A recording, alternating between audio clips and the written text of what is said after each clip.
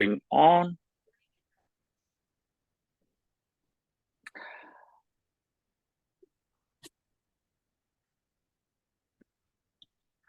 Okay. Let me say the prayer and we'll start the session today. Okay.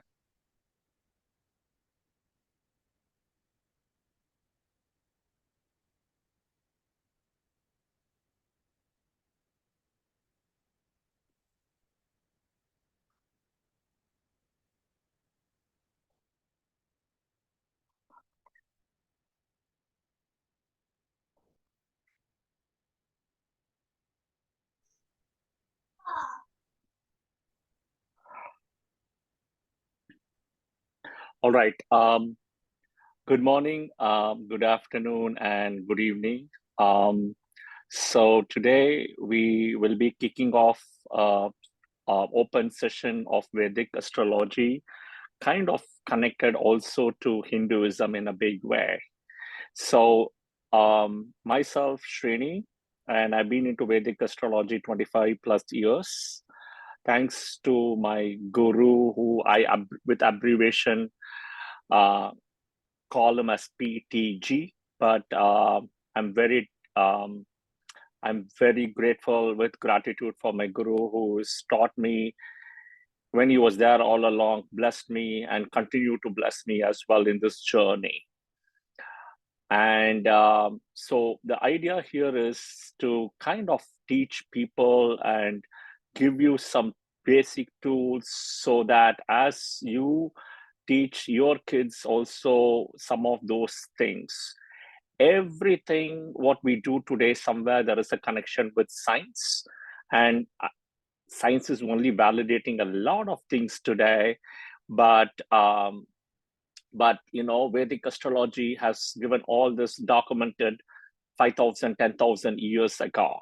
So every let's put it this way, every quarter I'm going to continue one open session like this for people to join. I know this is a very inconvenient time zone, right? Considering that it's late evening for Friday in the US, it's early morning for people in India, but it's also that people who are bound to join karmically will join.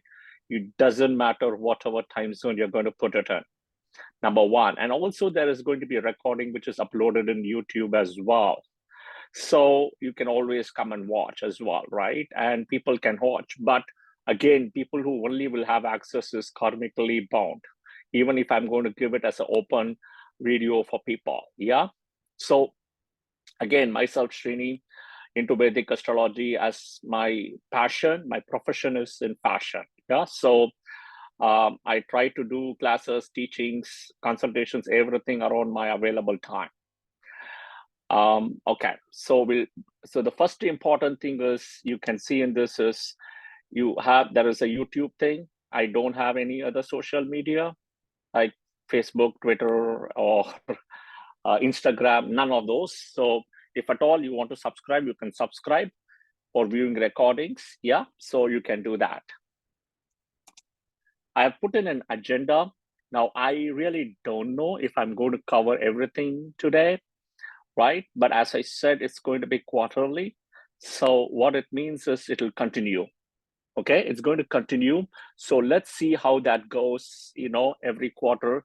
But again, everything what we do in temple, Hinduism, Vedic astrology, science, that's what I am actually taking this way as a route for you guys to also teach your friends, your family, everybody you are aware of. Yeah. So because I think our culture is in India, Hinduism is so rich that none of the other culture can even come near it. Okay. I mean, so it's very ancient and very robust. And we're going to see all of that today as a start. This is just the beginning. Okay. So here are a few rules. Okay. So people who are joining late, also, please, all of you, mute your mic. Yeah. And I'm actually Neela and Meera, both of them have joined. They will be helping out in speaking out the question, if there are any. So ask your question in the chat session. Okay, I won't be checking the chat, but I'm requesting Neela and Meera. I'm assuming both of you are there, right? Yes, Srini. Thank you. Neela as well, right? And Meera as well, right? I believe so, yeah. There is an M. Okay. Yeah. Yeah, okay. Thank you. So they will be reading out the question, and I request them so that I can give the answer or explain it here, because I'm not going to touch the chat, but all of you can ask a question. The only thing is, I would be very thoughtful before you ask a question. Before you ask a question, just make sure that you are being thoughtful, because it's going to be like one question per person, right? And then let's wait for everybody else to come, and then you can ask again, which means your question has to be really good, thoughtful, and to the subject what we are discussing today.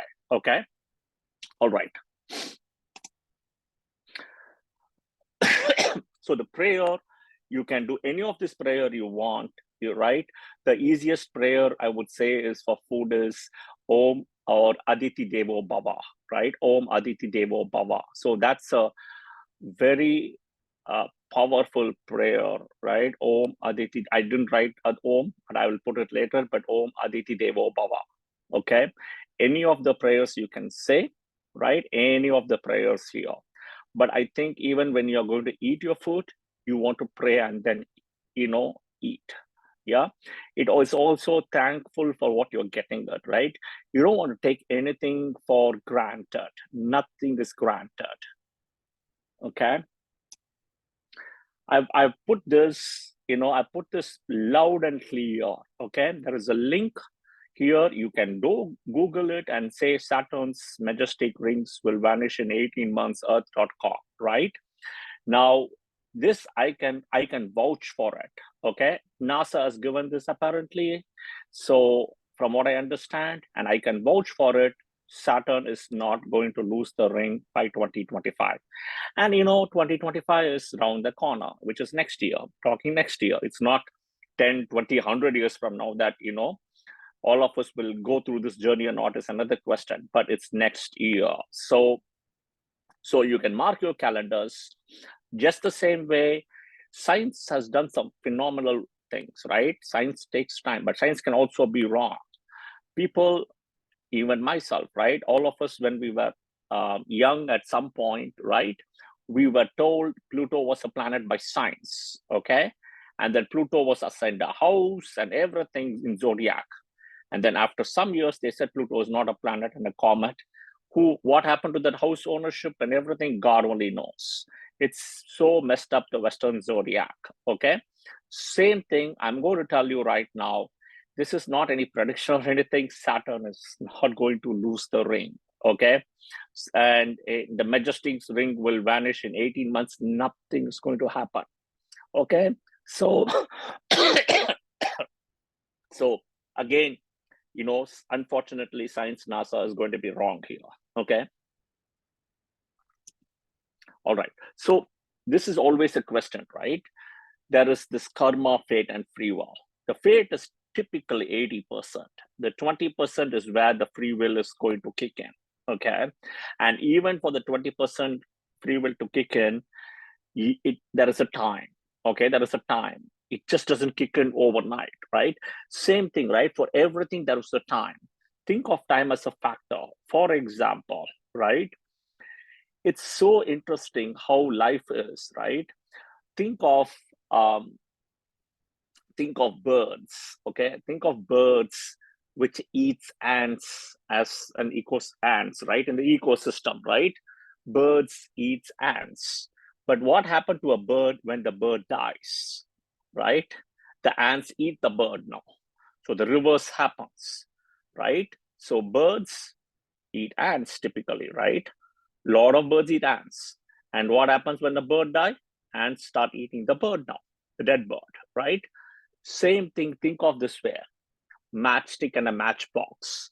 The matchsticks which we use, right? The bottom part, there is wood, which is done, right? There is wood.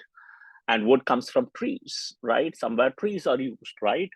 Now trees, right? For example, to cut a tree, chop a tree, you can get 1,000,000 matchsticks or more than that. Okay. Same thing, the opposite is true. You just need a matchstick and a matchbox, and you can actually burn 1,000,000 trees with that. Okay, so the opposite is true. So think of the ants, think of the bird, think of this, right? It's all an ecosystem, right? And they have built it in a way where both of it is true. It's like a balance. So coming back here, right? One of the most important things is moon as the mind, right? A person who does wrong things has really a weak mind, okay? And you go check people's natal charts. These are the people who are typically born during an eclipse time period, where it's a waning moon without strength, Saturn joining in, or Mars coming in, Rahu, Ketu coming in. Even if there is no eclipse, there will be a conjunction of Rahu, Ketu, right? All those things come in. But again, this is very important, right? In terms of karma. I'm not going to go over and explain all of this. You have 4 different karmas as Sanchita, Prarartha, Kriyaman, and Agami, right? So the important thing as a takeaway here is try to think good, do good. Don't curse, okay? Why? Because all your goodwill, what you are earning, when you curse somebody, that will happen, but you will lose all your goodwill, okay? You'll lose your good karma. That person can dig his own grave, his or her own grave. So do not use your energy, your strength for doing something wrong just because they did, right? And also in Vedic astrology is, as you learn astrology, wait for a question before you give a solution or a remedy, right? Think of, you go to a hospital, right? A doctor, you see a doctor, right? The doctor doesn't give you something immediately. He does his own test. He will ask you, what is this, right? Be it a dentist, be it ophthalmologist, whatever it is, right? They are going to do their own test and then figure out, and then they're going to give you remedies, right? Or medicine, right? They're just not going to give you something like that, okay? So just be aware of that. So when you come to Hinduism, right? In Hinduism, if you look at it, it's very rich. Okay, in terms of gods, there are several gods. Okay, and when you read Rig Veda, you have there are 4 Vedas, right? Rig Veda, Yadur Veda, Atharva Veda, Sama Veda, right? In Rig Veda, if you touch, right, it's the gods are Indra, Varuna, right? Varuna, Indra, Agni, Vayu, Mitra. These are the gods. You don't see much of Vishnu and Shiva and Brahma. It's very, very less, right? But the point is, right? The point is, think of this way. Think of a big company. Think of a big company. The company, a CEO is the big boss, you think. But end of the day, CEO could also be an employee, end of the day.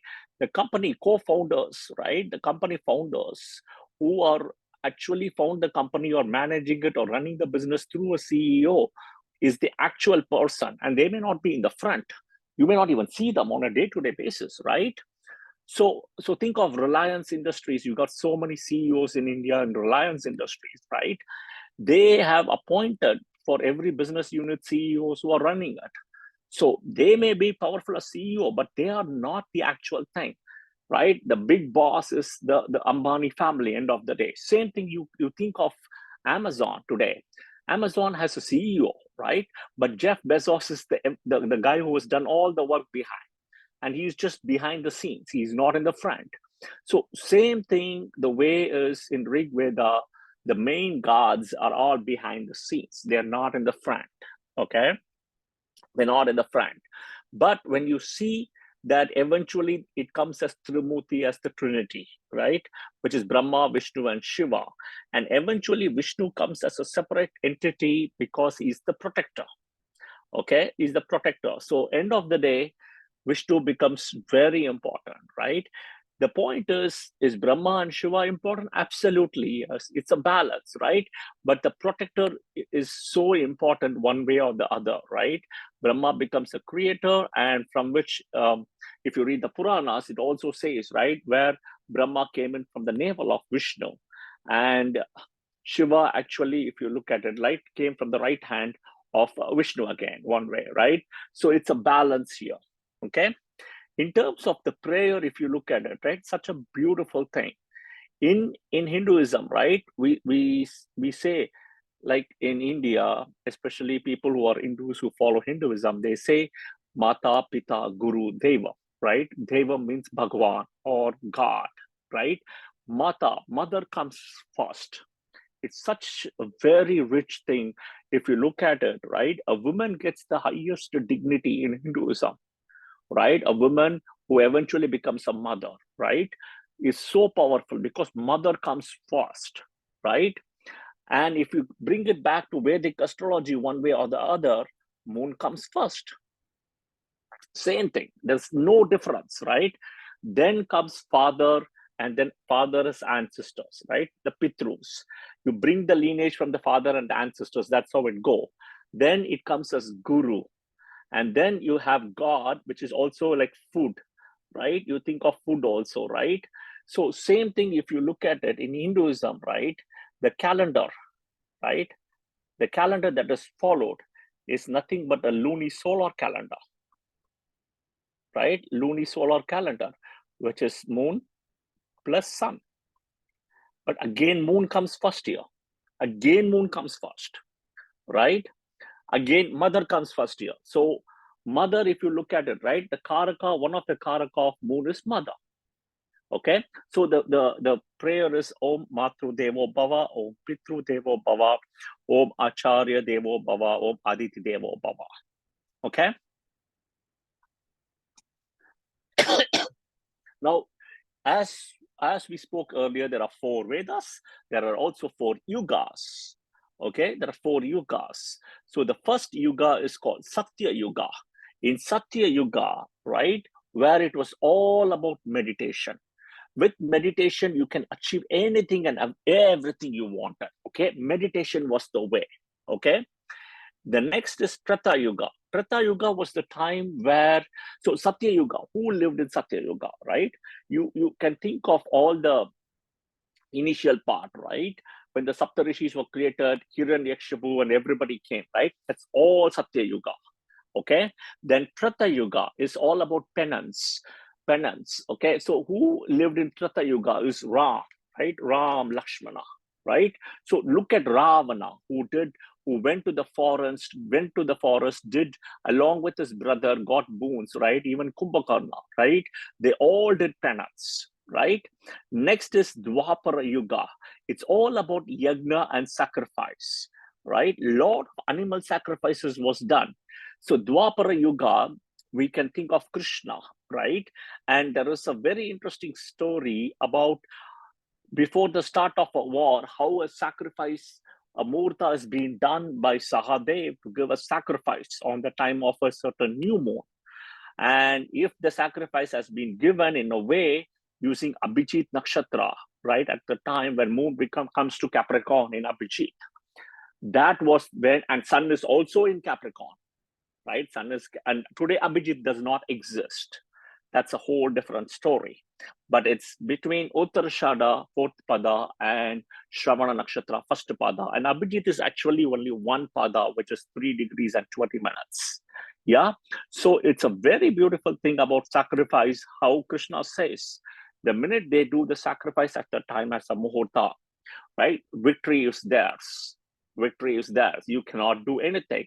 So Krishna has to change the whole Amavas or the new moon by a day. Okay, so that's a very interesting thing. And the end of Dwapara Yuga, and start of Kali Yuga is marked from the death of Krishna. Yeah, so that's when you can see what it is. From the time Krishna's death to the start now. Now, technically speaking, we are in Kali Yuga.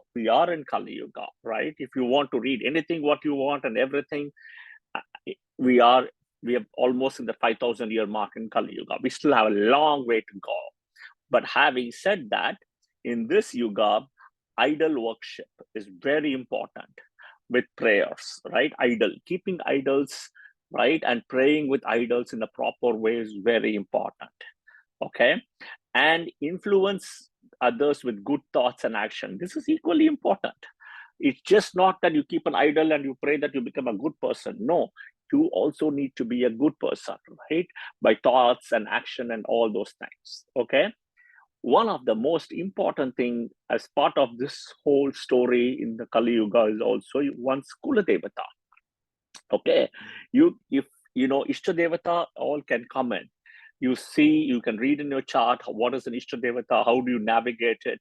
That's all there, but it's kind of only next. Okay, you look at your Atmakaraka, 12th from your Atmakaraka in your D9 chart becomes your Ishta Devata. But this is only next.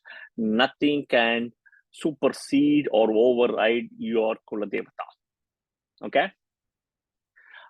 Neela, Mira, I'm assuming you guys are checking for chat for any questions. Yeah.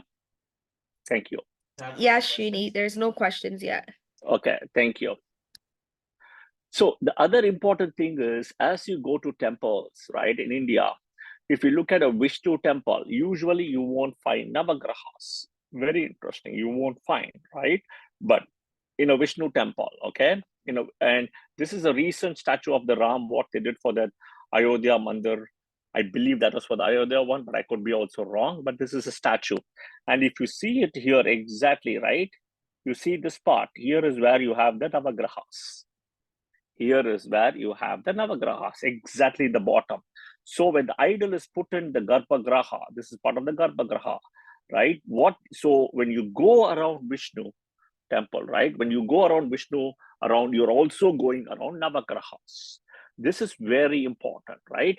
In a Shiva temple, you always have a separate thing for Navagrahas, right? A separate place. Like this is an example of a Shiva temple. You have a separate place. But in the Vishnu temple, the Navagrahas are technically below Vishnu. If you listen to Suprabhadam, right? Suprabhadam, one of the prayers, and which is about the Vishnu in Vaikuntha, right? And it's usually played even very early in the morning. In that, there is a sloka, right? There is a nice sloka which comes, right? As soon as the Vaikuntha door is open, right? The Vishnu opens the door. The people who get the first darshan, right, are Saptarishis. They are the first one to get the darshans. Okay, the people kind of who get the last darshan in that sequence is Navagrahas. Okay, now just because they get last darshan doesn't mean they are less important, right? But it is also their karma that they get the last darshan. Okay, that it's their karma, right? So that's a very important thing to understand karmically, right, where they are placed. But they also have an importance, right? They have an importance as well. So that is something important to note. And I also put how the reporting structure is, right? So as I said, both Brahma, who's a protector, creator, and Vishnu is the protector, and Shiva is the eliminator. Okay, Shiva is the eliminator. So if you see, Brahma came from Vishnu's navel. Shiva came from Vishnu's right hand, right? And somewhere, if you look at it, the Saptarishis, as they get a darshan, right, in the morning, as I said, the first people, right? All the 27 nakshatras. So Abhijit is out, right? This was Abhijit. Okay, Abhijit is removed by Krishna during Dwapara Yuga. Okay, so Abhijit nakshatra is removed. So what you see, technically speaking, here is the 27 nakshatras. All of them report to the Saptarishis. Okay, the 9 planets report to Parvati. Okay, who controls. This is how the reporting structure is. And somewhere, Vishnu stands way up behind the scenes. and he lets them manage the whole ecosystem. Okay, so this is how the ecosystem, as how in Hinduism, this is how the ecosystem of the Navagrahas, the nakshatras, everything comes to play. Okay, this is something very important, some basics. Okay, some of the important things, and I think as you see people today, right, you see people, I think you should be able to call it out with confidence. And I only say that is because only when you change other people's karma in a positive way, somewhere your karma will also be influenced and changed positively. Okay, so for example, whenever you get a prasad from the temple, in the temple, somebody comes and gives you, right? First of all, learn to share. Okay, just don't eat it for yourself. Okay, second thing is always sit and eat, right? Don't stand and eat.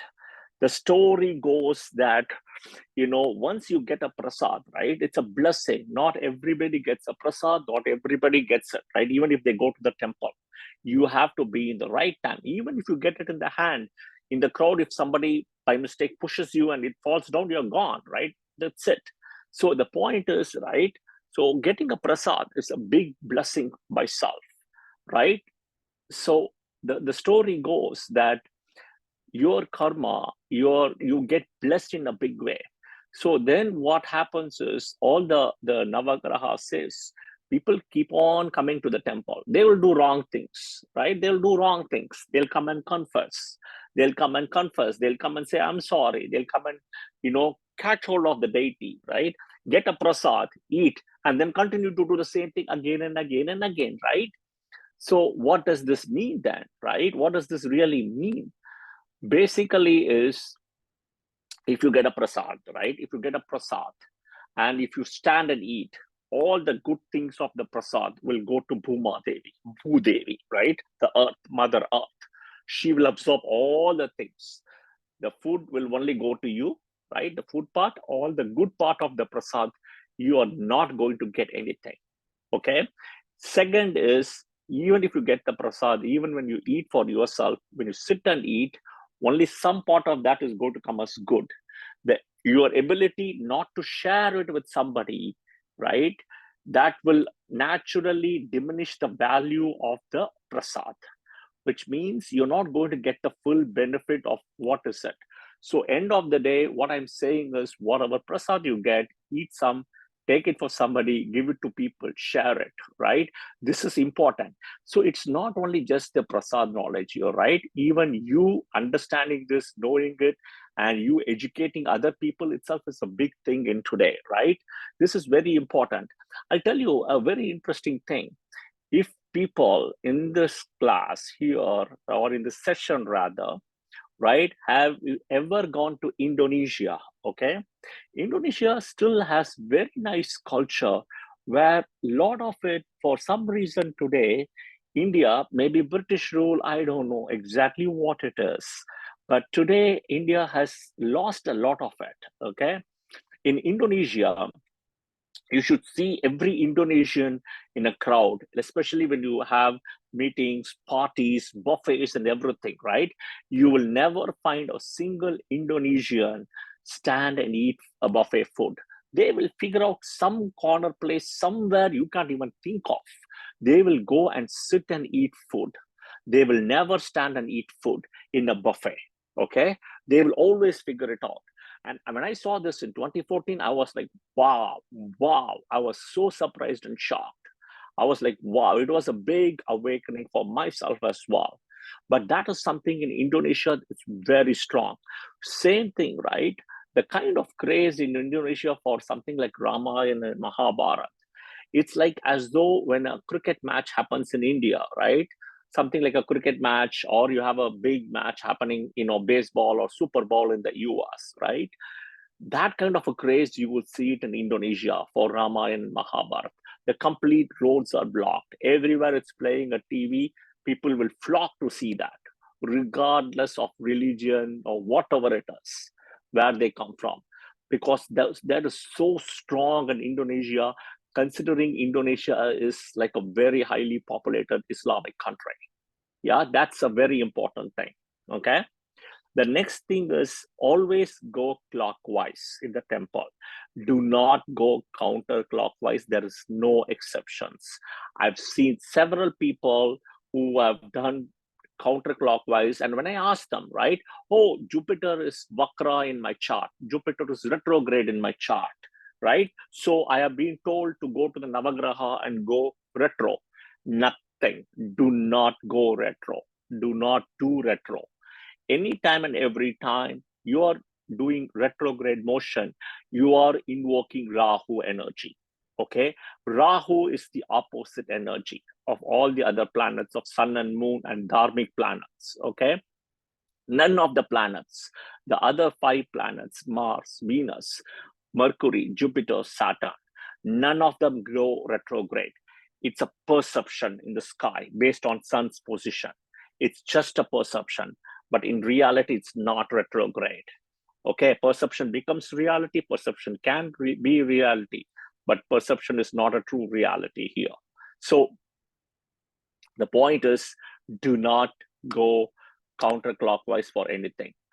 Don't take any shortcuts at temple. So I'll give an example of what I mean. Okay, this is temple entrance. You enter. The Garbhagriha is here.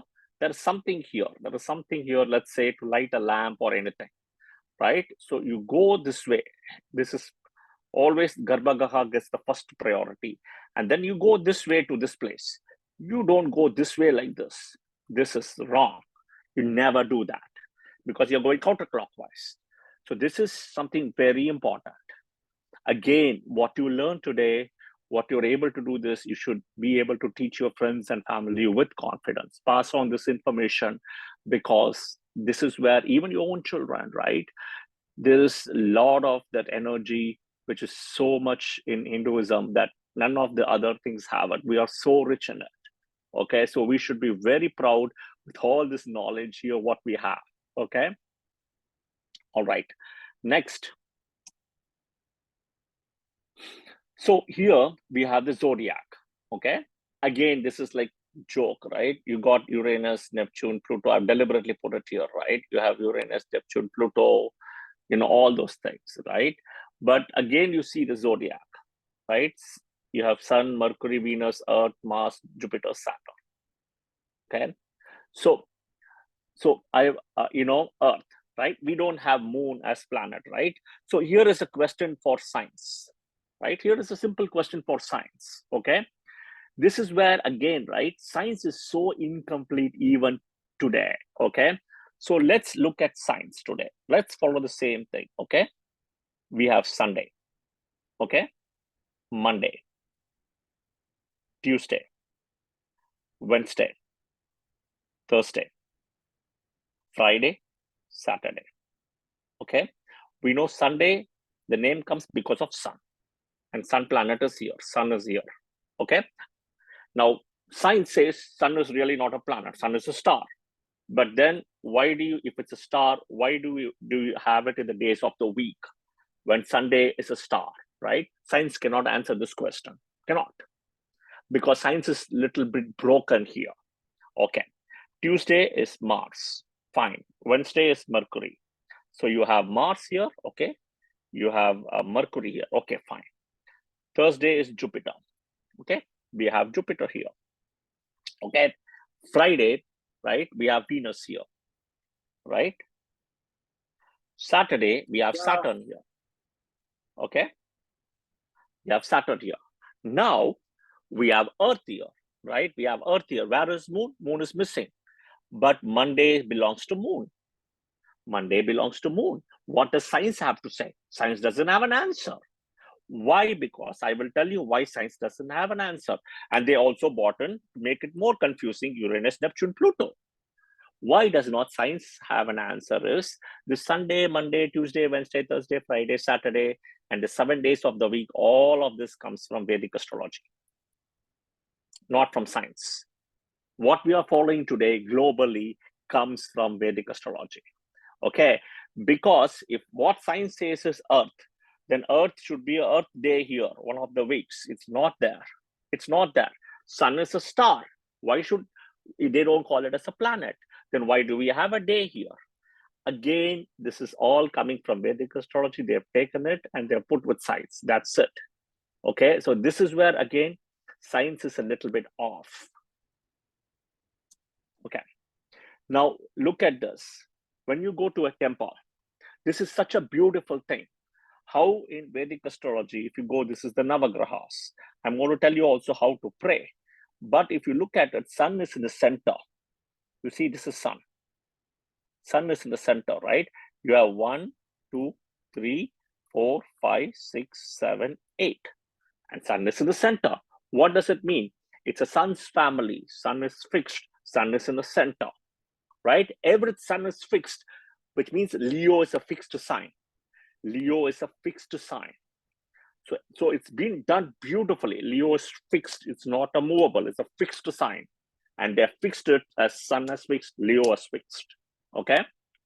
And in the center.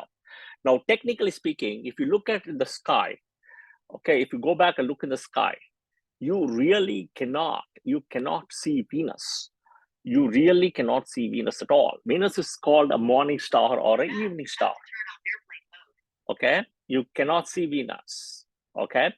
And the same thing is when you try to look at sun. The only time you can see sun, right, is before, only time you can see Venus is before sunrise or after sunset. Right? Exactly the time before. So that's why it's called a morning star or an evening star. Okay? So that is something very important, right? But now come here. Here in the thing, if you stand straight in the temple, right? If you stand straight as somewhere here, okay, you really cannot see sun. You have to come to an angle to see. The photograph is shown in an angle. But if you put it straight, you cannot see sun. Why? Because sun is a malefic. So even if you look at the sun, you're going to spoil your eyes, your retina, right? So sun is a malefic. So that's why they put Venus as a great benefic in the front. And how do you pray to Venus? You pray straight forward, straight like this, okay? Mercury is also straight, right? Moon is also straight, and this is moon. I'm going to show it to you in a minute, okay? Sun, what you do is you come in the side and you go straight and up, right? But sun, you always go pray from the side. You don't come straight, okay? You never go to sun and try to pray. You always go by the side, okay? So that is important. I'm going to show you more again here, right? So here, if you look at it, right, this is Venus. So straight away, see if you're able to see, this is Venus, okay? And you can clearly see, you're not able to see sun, but sun is exactly behind Venus. And this is sun. This is sun, right? Exactly same way, right? In the sky, it's the opposite. In the skies, you can only see sun. You cannot see Venus. But you pray to Venus in the front, right? And you have Mercury again here. This is Mercury. Okay? All right. So again, I'm showing you another example, right? So you can see here, right? Venus, and behind Venus is sun. Okay? If you stand in the front, you can only see Venus. So you always pray to the sun by the side. Okay? So this is sun. You pray by the side, and Venus, you pray straight. Okay? All right. Next, Rahu, Mars, Moon here in this combination. Okay? Rahu, again, you pray in the side. Okay? Side. Mars, also side. Mars, also side. They're all malefics. So any malefics, you don't want to pray straight. Okay? Always go by the side. Moon, it's going to be angle straight. So moon, you're going to come and pray in this angle straight. This is how you're going to pray moon. But it's so in that same case, you're not going to see Rahu or Mars, but you will kind of see them by side and pray. But this is how you pray moon. Why moon is an angle straight, right? This is a very interesting thing. Moon is very interesting because it can be waxing, it can be waning, right? It can be a new moon, it can be a full moon. So new moon is a malefic, full moon is a benefic. Waxing with strength, is a benefic. Waning without strength is a malefic. So this is where the angle is also coming for the moon. Okay. Moon is still a benefic end of the day, but it can be a malefic based on eclipse, right? Also eclipse comes into play, or with the strength. Okay. All right. So moon, again, as I'm showing you here, you can pray here by the side. This is moon. Okay. Okay. Ketu, Saturn. Again, Saturn side. Now, people can ask these questions. Oh, in my chart, Saturn is a yoga karaka for me. I'm a Libra ascendant, or I have moon in Taurus, or vice versa, right? So for me, Saturn is a yoga karaka, right? And I'm running Saturn Mahadasa. Can I go and do this? No. No, you never want to do, regardless of your lagna, regardless of your moon rashi, right? Regardless of your lagna, regardless of your moon rashi, regardless of the mahadasa also, right? Even if Saturn mahadasa, anything doesn't matter, right? Taurus ascendant, Libra ascendant, do not go and pray to Saturn, right? Any ascendants, any rashi, always by the side. Same thing, Ketu, also you're going to pray by the side. Okay, not in the front. Okay, you can pray by the side. Okay. Jupiter. It's kind of interesting. As you see Jupiter, there is also light coming here, right? There is a light here. There is a light which is coming from here. So the way you do is, it's a front, straight, and a face and leg. Okay, face and leg and straight. If possible, you always want to bend down and be smaller than Jupiter, right? You never want to, even if you are 6 feet tall, right? And the statue is from the ground is only 4 feet, right? You really want to crouch, bend down, and pray to Jupiter, right? You want to show your humbleness to Jupiter, right? That is also a very important thing when you pray to Jupiter. Okay. And think of the Vamana avatar story, right? Vamana avatar story, Jupiter comes in all the dasa avatars of Vishnu, which we'll talk, right? In all the avatars of Vishnu, the Vamana avatar is where Jupiter's incarnation, Vishnu, comes in as a dwarf, a Lilliput, such a small dwarf, but he just grows in size, right? So the point is, you always go bend down to a guru, right? When you see a guru, what you do? Crouch and you bend down, right? So that is a very important thing to pray when you come to Jupiter. Very important. Always to guru, you want to bend down. Okay. So this is so important, how you pray to tap the energy of Jupiter. But it's also interesting, you have the light and you can see it's so much illuminated light here in this, right? So this picture was, by the way, taken in London. Okay. So yeah. Okay. Next, we have another guru, Venus, right? And then Mercury, right? Moon's child. And you have a light also here, which is going towards the Venus here, right? Again, here, right? You want to bend down to Shukracharya. Same thing, what you do to Venus, you want to bend down, right? He is still a guru. Okay? He is still a guru. He is equally superior. He is also a great benefic. Okay? The way you pray to Jupiter, you want to pray to Venus. Okay? Front, straight, and also crouch down. This is a very important thing for Jupiter. Mercury is also a benefic, can be a malefic, somewhat like Moon. But also Mercury, you want to do it a front and a straight. Okay? Front and a straight, except you want to crouch and pray for Venus. Okay? So this is again the lineage, right? Jupiter and Venus as first rated full benefics. And it all goes back to Brahma, right? Brahma. And here you have Angiras, and here you have Bhrigu. So only from Angiras you have Jupiter, Brihaspati, right? Who is Brihaspati.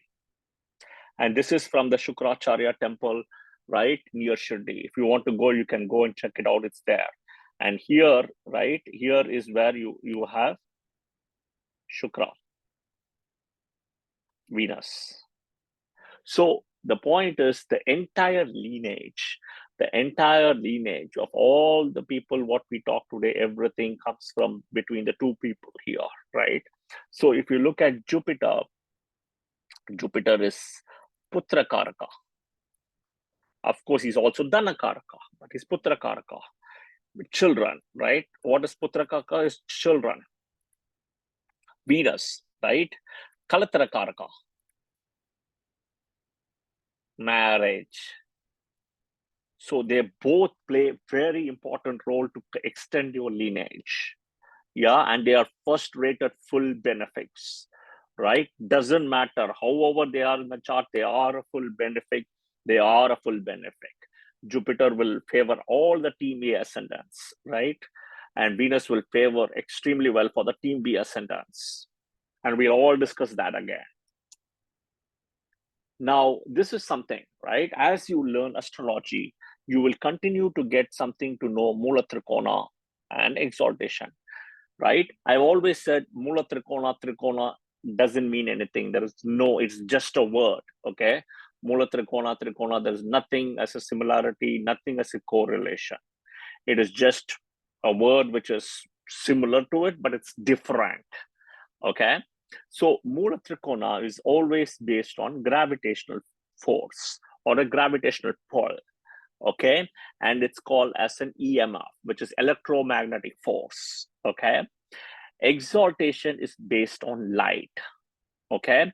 So the way, if you look at it, right, in a chart or in the zodiac, let's look at how it's done, okay? In a chart, if you look at it, to explain this in simple terms, okay? So we have Jupiter's, this is Mula Trikona.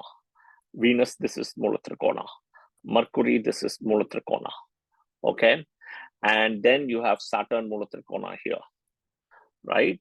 Then you have Sun Mula Trikona here, Mars Mula Trikona here, Moon Mula Trikona here, okay? So if you look at it, I put JUP here, and Jupiter, this is the Mula Trikona, and not this house. As you can see, all the benefics, right? All the benefics, the bottom is the Mula Trikona, the bottom part, okay? All the malefics, the top part is the Mula Trikona. It's a gravitational pull, okay?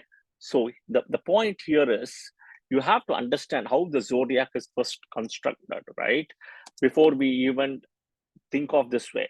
The zodiac is, this is the way, right? It's constructed, if you think of it. So the way the zodiac is done is, this is Leo, this is Cancer. This is Moon's own house, Sun's own house. So the entire zodiac, what you see is Mercury, Venus, you don't have Earth, Mars, Jupiter, Saturn. So this part, right, from this part to this part, right, this is called as a solar half. And what you see in the zodiac is exactly what you see from starting. Sun, Mercury, Venus, instead of Earth, Mars, Jupiter, Saturn. Same thing here also, right? You see the same part coming in here. Okay, Moon, Mercury, Venus, you don't have Earth, you have Mars, Jupiter, Saturn. Same thing, right? This is called as the lunar half. And what you see here is basically Cancer, Leo, this is Virgo, okay, Libra, Scorpio, Sagittarius, Capricorn, okay? Same thing here, you have Mercury, which is Gemini, Taurus, Scorpio, my mistake, Aries, Pisces, Aquarius, okay? So you exactly see the zodiac as broken into two parts. This is what you see. So as I explained here, all the benefics will have in the bottom, malefics in the top. Think of this way, right? Think of this way.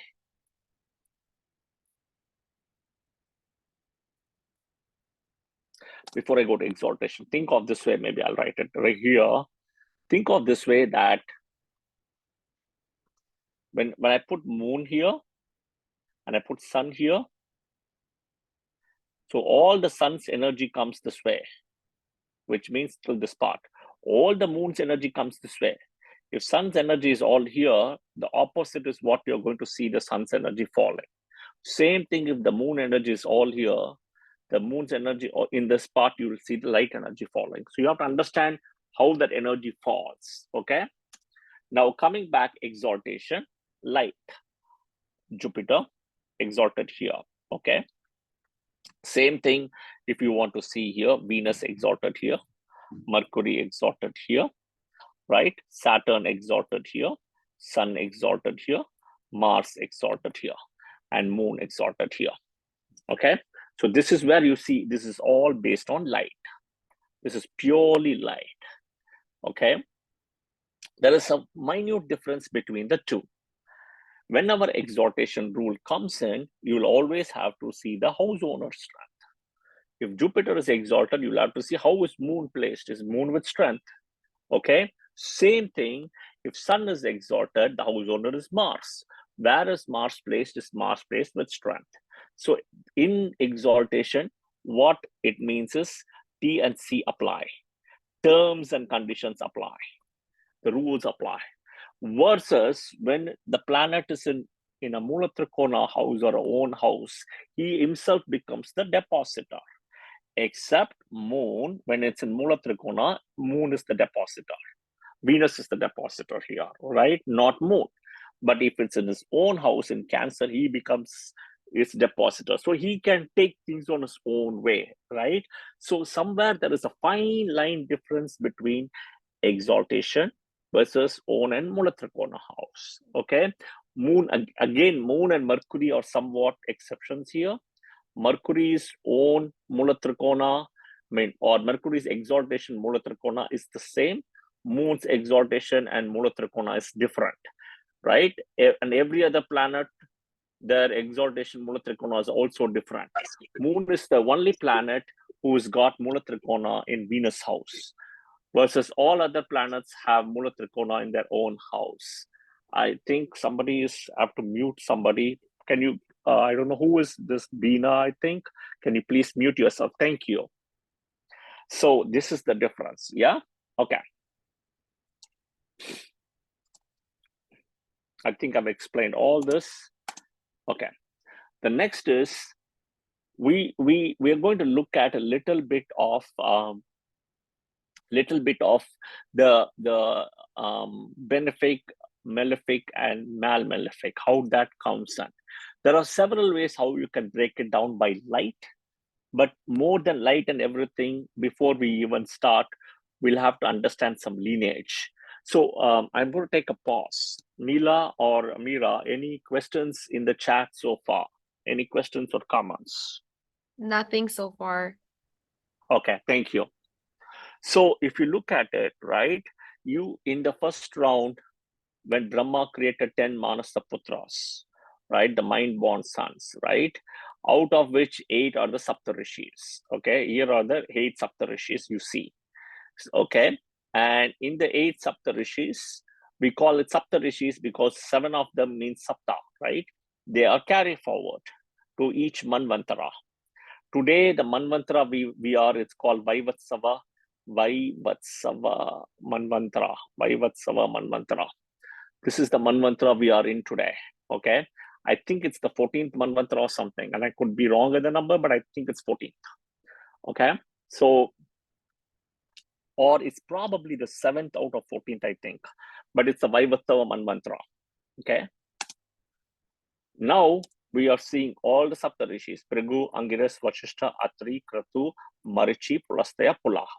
Now we'll see the whole breakdown, the lineage, right? Just the way we saw how the 27 planets The 27 planets reports to the Saptarishi.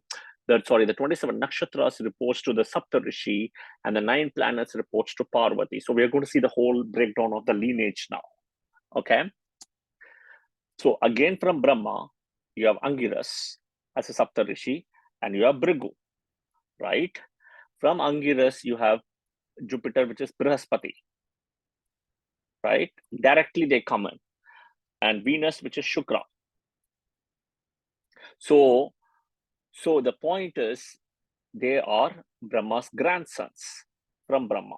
Okay, they are Brahma's grandsons because they're just one generation apart from father and son, right? Grandson. So they naturally become first-rated benefics. Now we also know Shukra in the Vamana avatar, right? Loses his right eye. Okay, so naturally, right? His even though he's a first-rated benefic in everything, as strong, powerful as Brihaspati, his aspect is 50%, which means what happens is Brihaspati's aspects are powerful versus Brihaspati's own position. Okay, and we'll discuss that later down the line. Versus for Shukra, the position where he is becomes powerful than his aspect. Because of this thing, his aspect is reduced. So this is again a difference. Okay, so because the aspect is only 50% of one eye. Okay, all right. So this is the two benefics, Jupiter and Venus, who we are talking today to extend the lineage. Okay, next is Brahma. Again, everything starts from Brahma. Atri. Atri is another rishi. Atri has, of course, 2 other children also, right? Dattatreya, right? And then you have Durvasa. The third one is called Soma, which is also moon. Okay, moon, right? Now he's also a grandson. He's also a grandson to Brahma, Atri, Soma, grandson, like Jupiter and Venus. So naturally, he's also a benefic by birth. But because of the curse and the cure happened as waxing and waning, that is where the strength is up and down. But he is also a benefic. Now, moon's child is Mercury. So it's Brahma's grandson's son. Great grandson is Mercury. That is where Mercury is a lower benefic. And Mercury is also can be tricky. Mercury, when conjunct with a benefic, can be a benefic, or Mercury alone can be a benefic. Mercury, when conjunct with the malefic, will be a malefic, even if it is sun. Okay. So this is how the lineage goes, right? Now, again, we go next. Brahma, start from Brahma, Angiras, right? Then you have Brihaspati. Later comes Bharatwaja Rishi, and then comes Mars, right? Mangal. Okay, he's Mangal. So if you look at it, how far he is away from Brahma? So Brahma, Angiras, Brihaspati, grandson. Grandson of Brihaspati somewhere is coming as Mars. Okay, so this is where Mars is kind of 75% malefic. Okay, 25% benefic because of the Jupiter thing. Okay, but the farther you go away from Brahma, and this is where Hinduism is so beautiful, where all the lineage, everything is written in books, right? Over the years, so many people came, Mughals, British, they destroyed a lot, everything, but still we have so much of richness and heritage, which is such an important thing. Okay. So here, maybe I should put this as 100% benefic. 100% benefic.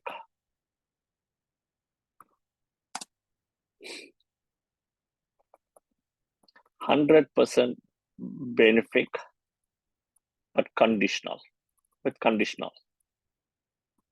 Okay.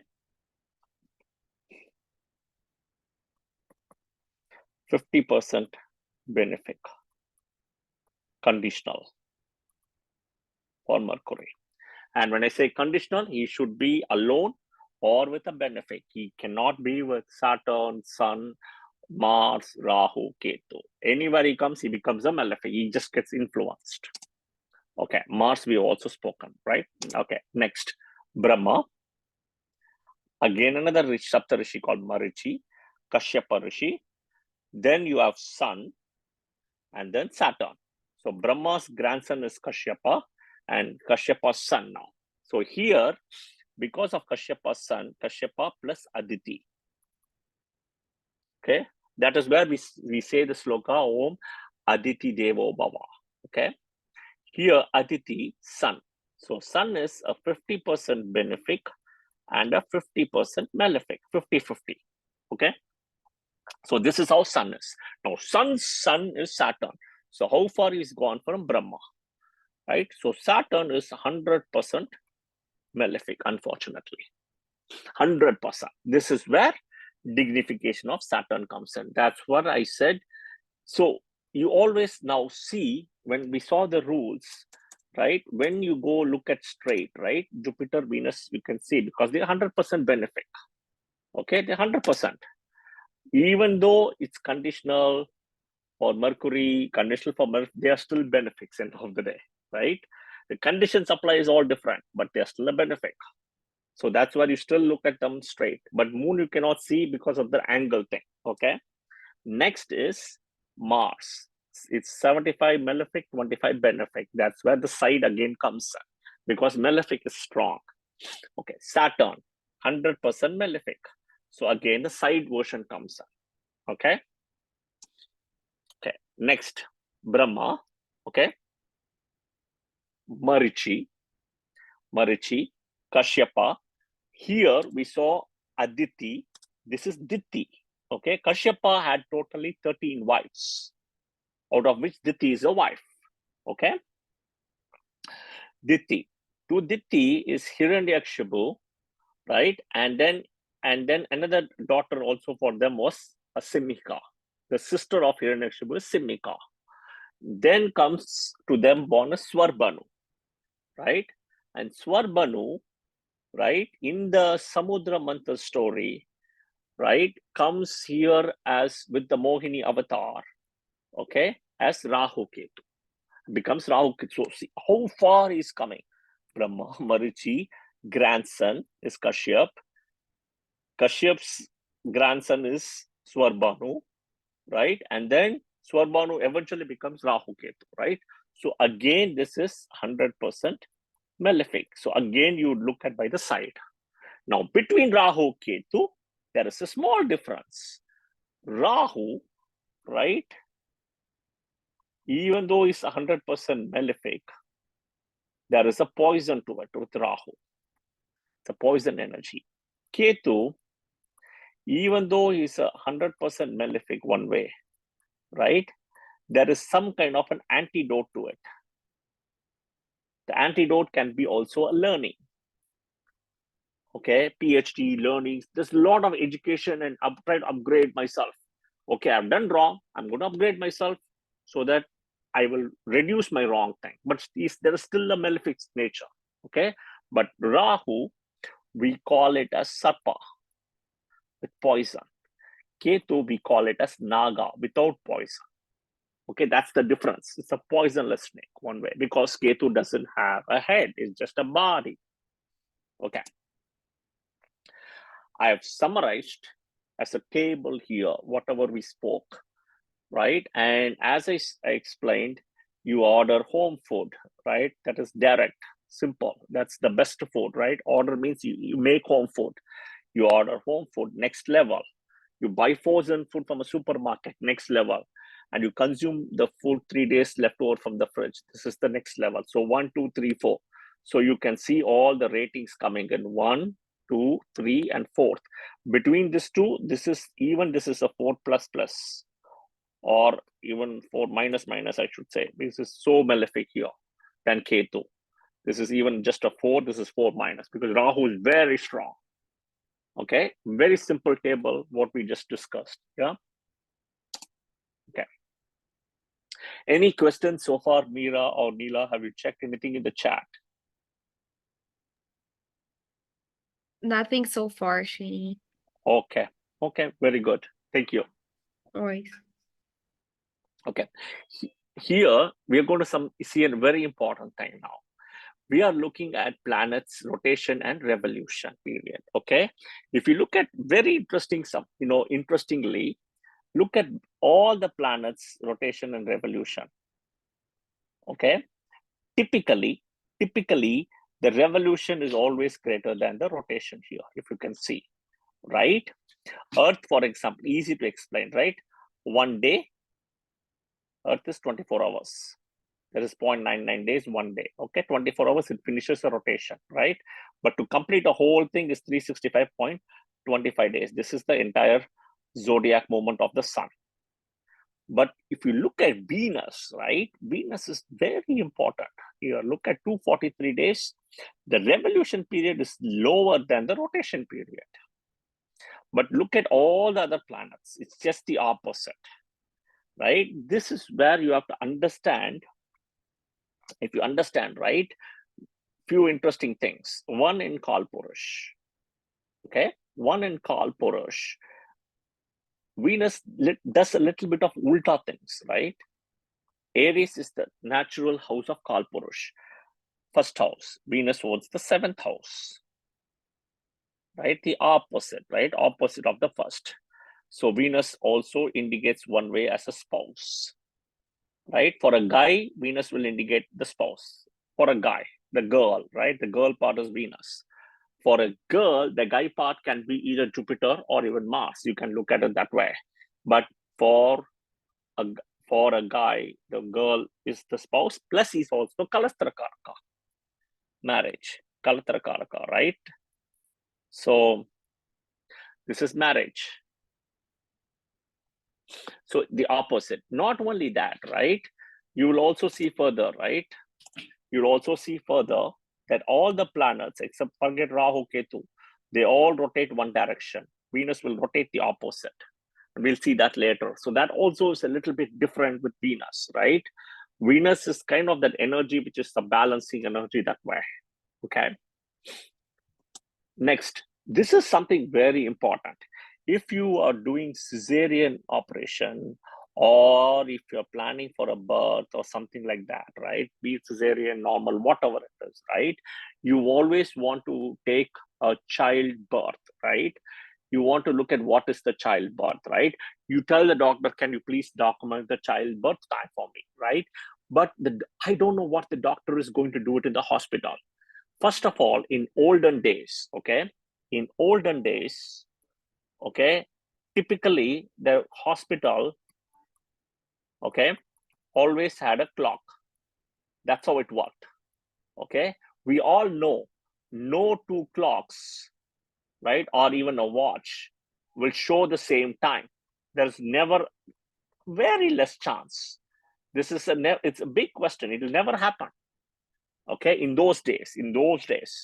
Today also, if you have a watch, it's not going to show you the same time technically. If you look at phone, then it's synced.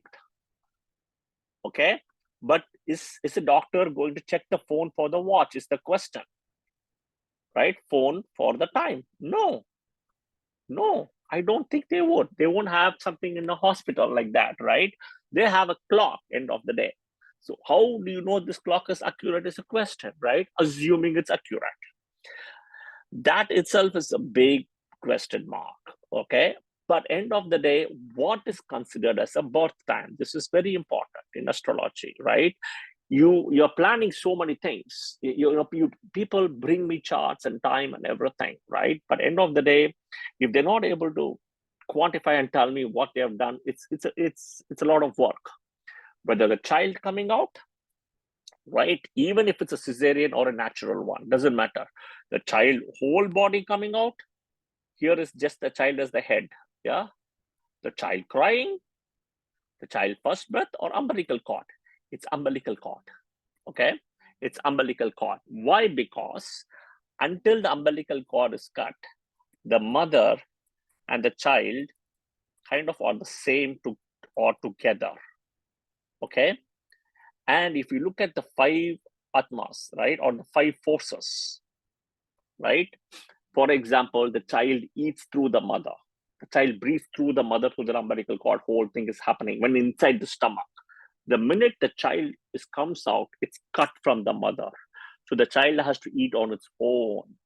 The child has to breathe, do a lot of things on its own now. This is the time you want to document, if at all, okay? This is what our Veda says. Look at Surya Siddhanta. If you want to read Srimad Bhagavatam also says this, right? Somewhere this is where it's going to come, but it indirectly will explain. It won't tell you just umbilical cord and everything, but this is the answer. This is what you want to give it in a hospital, okay? So just be aware of this. This is very important, okay? All right. Next, we are going to look at very interesting thing of Dasavatar of planets, Vishnu's Dasavatar, okay? So this is very interesting. There is a lot of contradictions. There is a lot of different things. I am going to share what is my viewpoint, okay? All right. So the way I'm going to break it down, if you look at it, okay?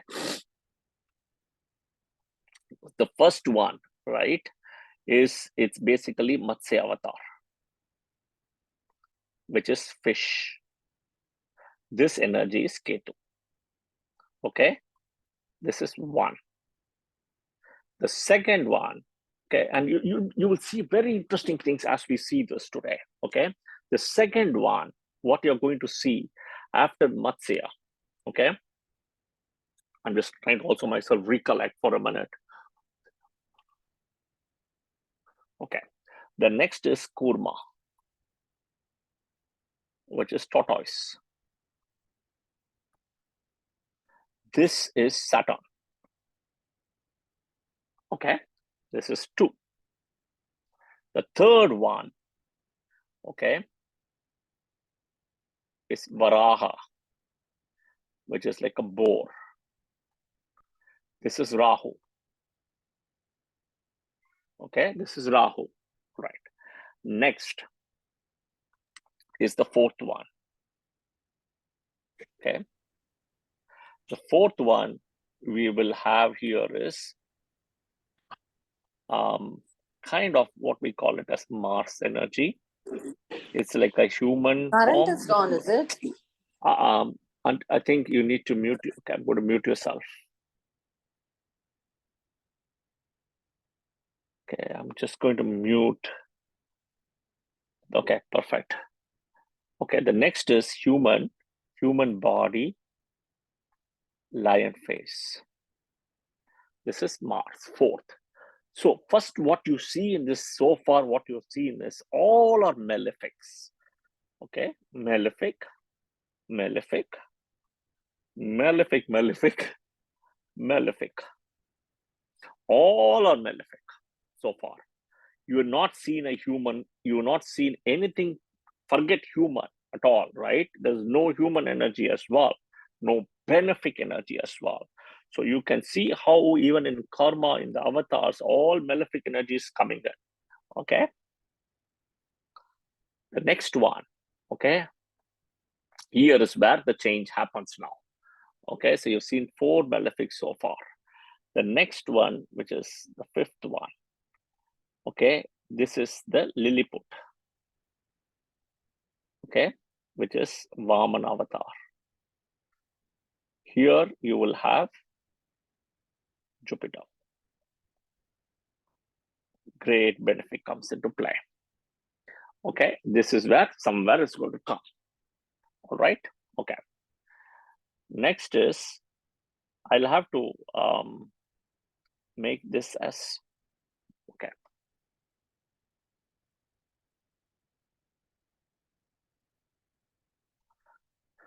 Okay, so we'll put the numbers a little later, I think, because we have to plug some numbers here. We'll wait for a minute. So here I'm going to put Lilliput, Varaha avatar, Jupiter. My mistake, it's Vamana avatar, Jupiter, benefic. Okay, so it's a small person. Next you have is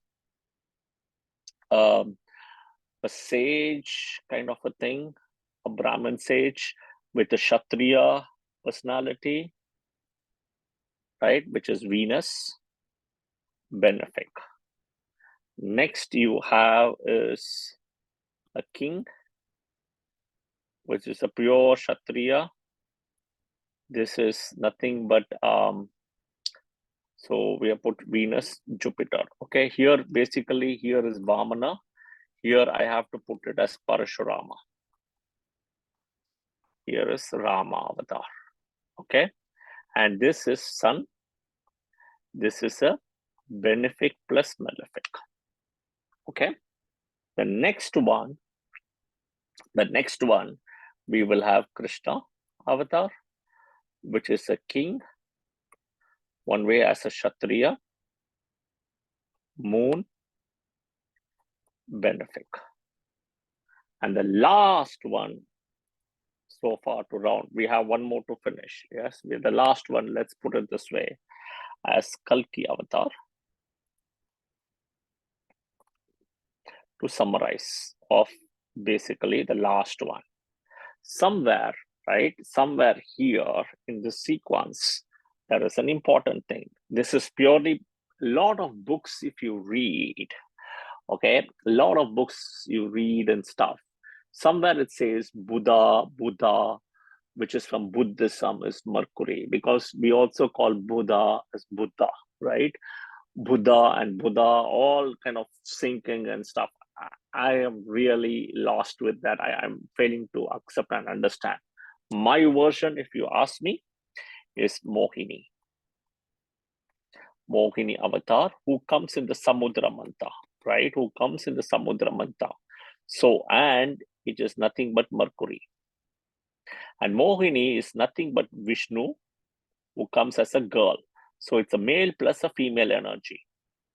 And this is Mercury, which is also benefic. Samudra Mantha. So I personally put this Mohini as the avatar of Mercury. This is what I do. So here, if you can see the sequence, you get all the benefics. And this is also a girl right here. And you have all slowly, you go up the chain, right? Eventually the moon's thing, again, it comes, moon comes as a very superior thing here, right? When we look at all the 12 ascendants, somewhere moon comes as a very superior ascendant than the 11 ascendants, and we'll see that later in one of the sessions as well. But again, if you can see the soul chain somewhat today, right, they always consider Krishna and Rama avatars as the superior avatars, and Krishna avatar is also considered superior because he's mastered all the 64 arts, versus Rama has done only 60 arts, also by the numbers, if you look at it. Okay, so it's a Purana thing, right? So that is a big thing that way.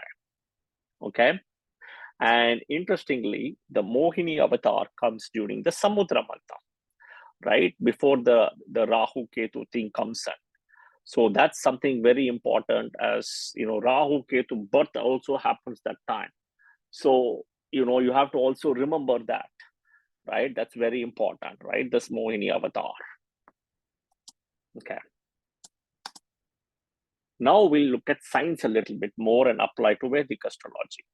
We know Vibgyor, right?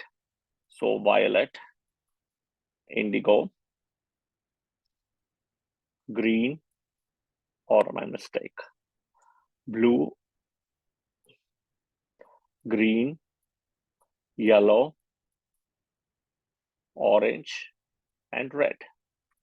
And we look at same thing with Vedic astrology here. Okay. And very simple, if you understand ray of physics, you pass a light through that thing and you look at the deviation and you measure a few things, right? One is reflection, another is refraction, diffraction, and the last one is dispersion. I don't want this to be a physics class, but this is kind of what it's called. All of this is called as ray of light. Okay, and same thing, how you do that is you look at this violet, indigo, blue, green,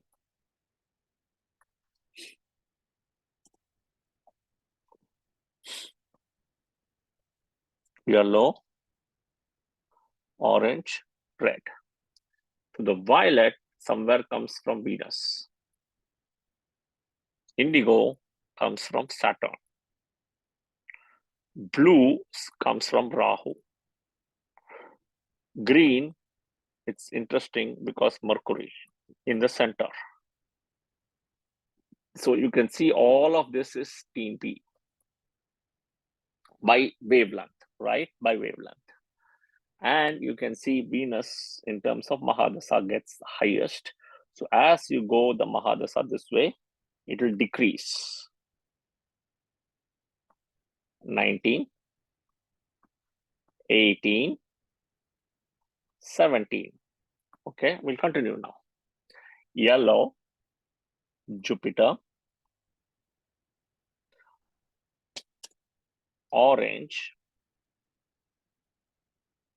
Sun and Moon. Red, right? Mars, Ketu. Okay. So one important thing is all of this is team A. Okay. Jupiter, 16 years. You can see Sun, Moon, 16 years. Mars, Ketu, 14 years. Then we also know something else, right? We have something called invisible spectrum, which is UV, ultraviolet, infrared. This UV comes from Rahu and infrared comes from Ketu. Okay, so this is again, if you apply Vibgya or if you apply everything with Vedic astrology, it's beautiful. Again, you can see Mercury comes in the center. Mercury can go either way. Even though Mercury is associated with team B, he can also go with team A. But will he, how much he's going to support with team A versus team B is the question. He will give maximum support to team B than to team A. But he can also play in the team A side to show that he can be of some help. Absolutely. Yeah. So that's kind of what it is. Okay. This is again, right? This all comes from Vedic astrology today. So today it's Friday in the US. I know for people in Asia, even in India, right? Today, I know it's Saturday. So we'll keep it as Friday. Let's take it. And we'll do the sequence, right? Sunday, Monday, Tuesday, Wednesday, Thursday, okay, Friday, Saturday. Now, this comes from Vedic astrology. This does not come from Greek, Western, nobody, because they're all called Earth as a planet. Which day is for Earth here? Sun and Moon, according to them, is not a planet.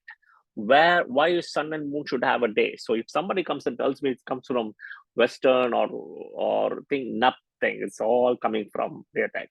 Okay. Now for Sunday, the name Sunday comes because Sun rules Sunday. That's why it comes, not the opposite. Moon rules Monday. That's why it comes. Mars rules Tuesday. That's why it comes. Okay. Mercury rules Wednesday. That's why it's going to come. Then Jupiter rules Thursday. Okay. Friday, Venus rules Friday. So today we are Friday in the US. And Saturn rules Saturday. Okay. So the way the book says, there are few ways you can do this. Okay. There are few ways to do this. One way I will tell you right now is very easy. Okay. Look at the zodiac in the sky. One methodology. Okay. Look at the zodiac in the sky. The way the sky is done is the planets. Let's arrange the planets. You have Sun, all right? You have Mercury. You have Venus. We have Earth. So we'll put Earth here for a minute. You have Mars, Sun, Mercury, Venus, Earth, Mars, Jupiter, Saturn. Okay, this is what we see. All right. Now we know Monday belongs to moon. So we will remove the earth. We'll put moon here. Okay. Now, if you look at it, if you go back, this sequence is all correct. But if you go back to this thing, right? It's a sun's family. Sun is in the center. Sun has to be in the center. The way when you see from Earth, it's a perception again, sun has to come in the center. So that's what our book says. So naturally, I will have to replace sun and moon. I'll swap sun and moon. Okay? Moon, sun. Okay. Now, one of the important thing the book also says in Vedic astrology, there has been a lot of discussions with few eminent astrologers, myself, and some of them, right, who thinks, believes, says ninth house is most important than the fifth house. My say is the fifth house is the most important house in the chart. Lagna, fifth house, fifth lord. Other than Lagna, Lagna lord. Ninth house, ninth lord, all comes next. But fifth house, fifth lord. Okay? And fifth house is Purva Punyasthana. It's your past birth, all the good karma, bad karma, everything comes in the fifth. Okay? Which you bring with it, right? You bring with it all the debt, everything what you bring when you're born. And fifth house is also the house for children. Who is going to take you next? Ninth house is luck. Okay? If you don't have luck, you go marry a girl or marry a spouse who has luck. That is enough for you to get the luck. Okay, but to have a child, both the child promise should be there in chart for both to get a child. Okay, it's not just like that one. So it's how you take the lineage forward, right? Who is going to take your last name, your first name as their last name, and vice versa, go forward. Yeah. So fifth becomes the children. Fifth becomes the next successor, right? So here you have to apply what is called as the rule equal to 5 or the count equal to 5 because of the child. Okay, count. You don't apply the 9 here, you apply 5 again. Okay, so we are today on Friday in the US, right? Friday. So we'll keep this as a benchmark, and you always have to go clockwise, and you always count from that place where you are. So you count 1. So we know after Friday it's Saturday, so we'll count 5 and see the same thing. 1. Okay, so if Venus is today's the first day, 2, 3, 4, 5. So the next day after Venus is Saturn, rule day, which is Saturday. Now we'll go clockwise again. We continue to go clockwise from Saturday. We'll count this as 1. 1, 2, 3, 4, 5. This is Sunday, the next day after Saturday. Okay, 3. We'll count from Sun. We'll move 5. 1, 2, 3, 4, 5. Monday, 4th. Next, we'll count from here 5. 1, 2, 3, 4, 5. Mars, Tuesday. Moon, Monday, Mars, Tuesday. We'll count 1, 2, 3, 4. I made a mistake, sorry. 1 minute. 1, 2, 3, 4, 5. Wednesday, Mercury. 1, 2, 3, 4, 5. Thursday. 1, 2, 3, 4, 5. We come to Friday, Venus. So this is all the sequences of the days. All of this comes from Vedic astrology. Vedic astrology also says you can, the way I made the change by flipping, flopping, right? Vedic astrology says you can also do another methodology, but it's the same thing. You go look at the orbital speeds and arrange it by the fastest. Moon is the fastest, followed by Mercury, followed by Venus, followed by Sun, followed by Mars, followed by Jupiter, followed by Saturn. This is based on orbital speeds. And from here to here, if you go, it will decrease. So this is decreasing order. You arrange it and then use the count of 5. Okay, why 5? Why 5? As I said, it is based on the it is based on the successor. The next day is a successor again. Okay. So we'll also do the same for Rahu Kal also, right? In India, we follow something called Rahu Kal. That count will be different, but I'll explain that also in a minute. Okay. All right. I just kept empty slides. Okay. So now the next question is Monday, why it is called on a Monday, right? Why it is called. So I'll explain that when the Hora calculation comes in a minute. But the way our book says is when at the time of sunrise on a Monday, okay? And usually, if you look at it, the time rise usually it's given is 6 to 7:30. This is the time which is given, okay, in the books. This is how the calculation is coming.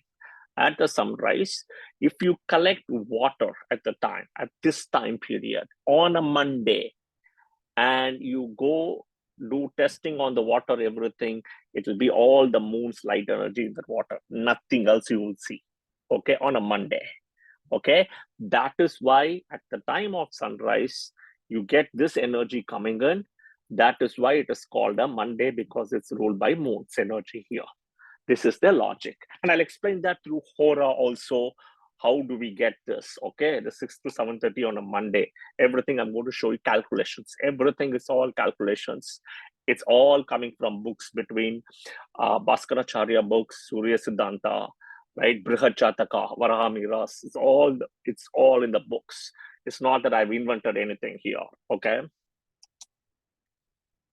Hora chart. For Horas, benefics, this is the rule. Benefics, we call it a Hora, right? So we put the first own house for benefics. Malefics is exalted. Mal-malefic, only one mal-malefic, which is sun, exalted house. And before we do the Hora, so you always go clockwise, right? This is the way. I put all the benefics, Jupiter, Venus, Moon, Mercury. Mal-malefic is sun. Malefic is Mars and Saturn. Okay. So you put clockwise. I have plugged it in very simple. Sun is a mal-malefic, so exaltation. Venus is a benefic, so first own house. Mercury is a benefic, first own house. Moon is a benefic, first own house. Saturn is a malefic, so exaltation house.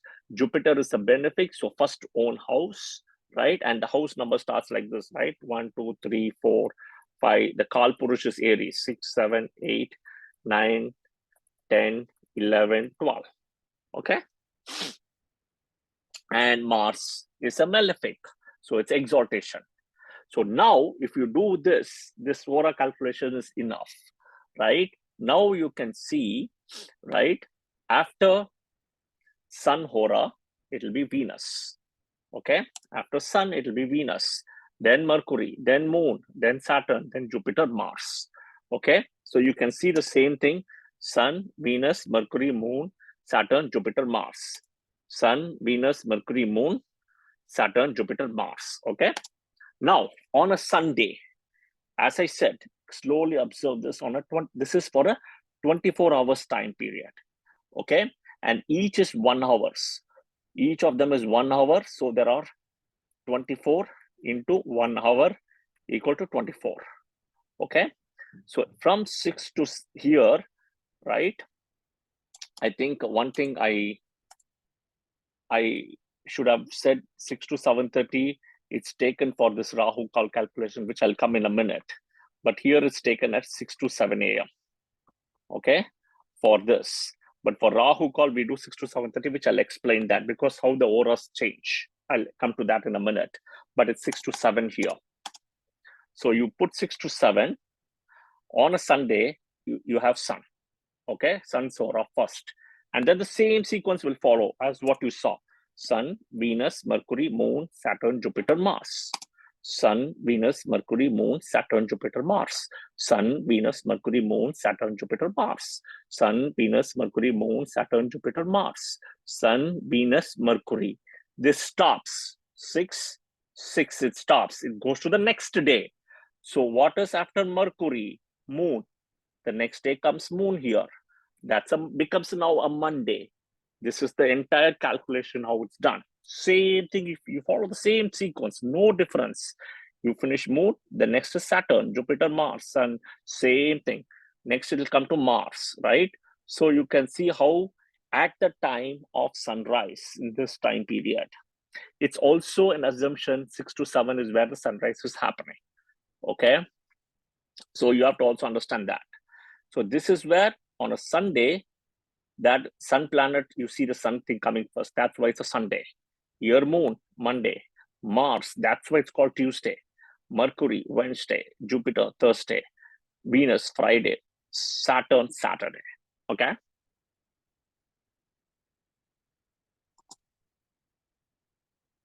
All right, this is all I just did. Okay.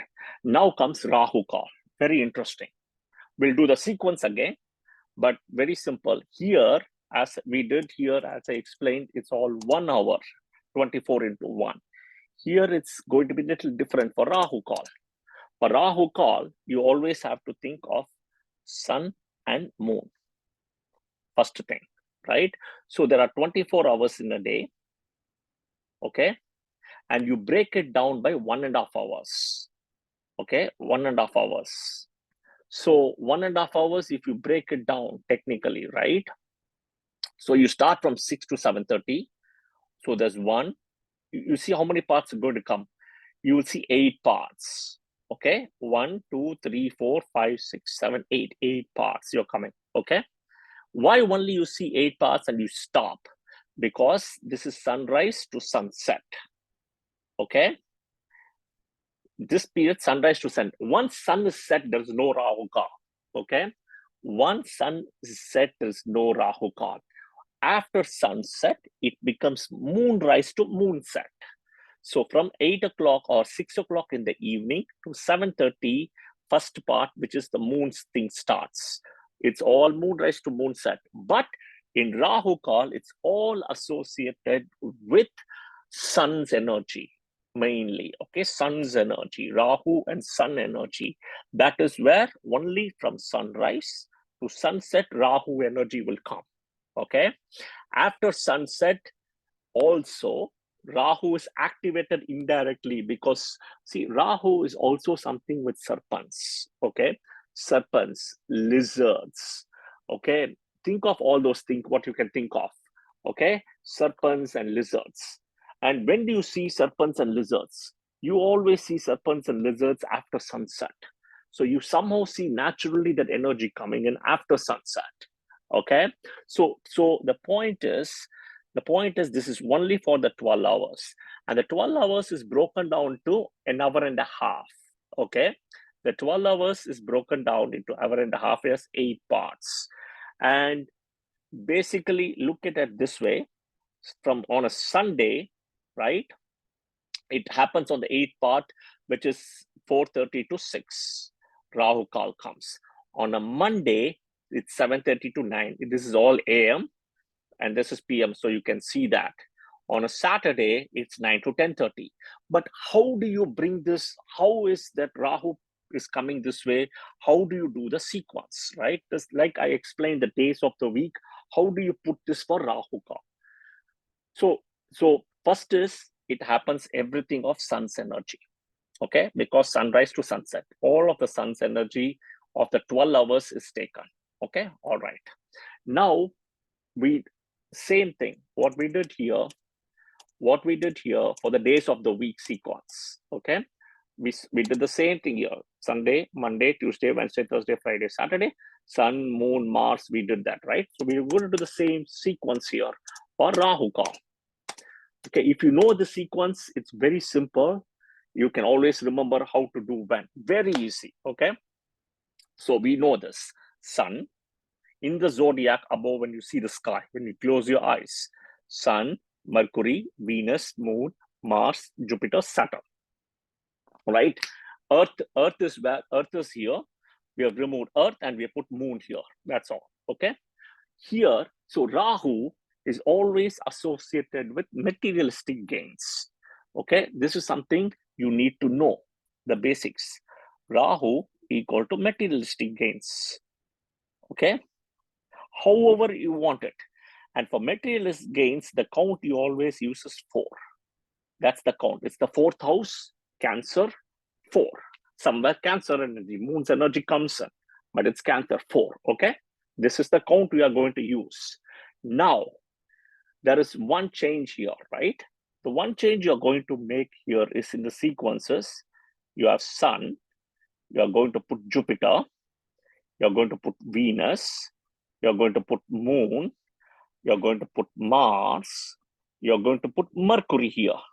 You are going to flip-flop Jupiter and Mercury. And I'll explain why we are doing this also, okay, in the sequence, why we are doing it. See, if you look at it, on a Mercury day, which is Wednesday, there is a lot of Rahu energy, okay? If you read BPH Parashara Hora Shastra, okay, and clearly you will see, right, Rahu Mercury has got very differently what Parashara said. And he also says for a Rahu Mercury, lot of positive results are seen only on a Wednesday. There is a lot of energy associated with Rahu and Mercury. Another thing, if you look at the Mahadasa sequence, and people, you will all learn this down the line, after Sun Mahadasa, it's Moon. So after Sunday, it's Monday. After Moon Mahadasa, it's Mars. So after Monday, it's Mars, which is Tuesday, Mars Mahadasa. After Mars, as Tuesday, it's Wednesday, Mercury. But in the Mahadasa, after Mars, it's not Mercury Mahadasa, it's Rahu Mahadasa coming in. So somewhere the Rahu Mercury comes in again, okay? So the point is, we switch that here. So the only change I've done is Mercury and Jupiter I flip-flopped, okay? Now we will do the same sequence, okay? So if you look at it, the first part, this is another thing you have to know. The sunrise, at the time of the sunrise to sunset, here I've taken an hour and a half, and I've broken down 8 parts. The other 8 parts, so the 8 parts belong to Sun, and the 8 parts belong to Moon. So the 8 parts times 1.5 hours is 12 hours. The 8 parts into 1.5 hours is 12 hours. Okay. And the total is 24 hours per day. Okay. So now what you do here is, right, the first part is at the time of sunrise. Rahu doesn't come at all. So the first part is clean. On a Sunday, we know it's Sun, Monday, Moon, Tuesday, Mars, Wednesday, Mercury, Thursday, Jupiter, Friday, Venus, Saturday, Saturn. This is clean. No Rahu intervention. Okay. This is all good. The balance 7 parts is where Rahu is going to come. So we can assume the first part is over, okay? So the second part, if you see who's coming, is 7:30 to 9. So basically here, Moon is the first one to get. It's already a Sun energy of sunrise, and Moon is the first one to be captured. So again, Sun and Moon. So it's a second, right? So we'll assume Moon as the second here, okay? Because we'll start from Moon to make it simple, okay? Second. Now we'll do the count of 4 clockwise. 1, 2, 3, 4. This is after second, it's third, because the first is empty in this case. Remember, the first is untouched. This is completely untouched here. Okay, I just did it, but untouched. Okay, so after Moon, it's Saturn.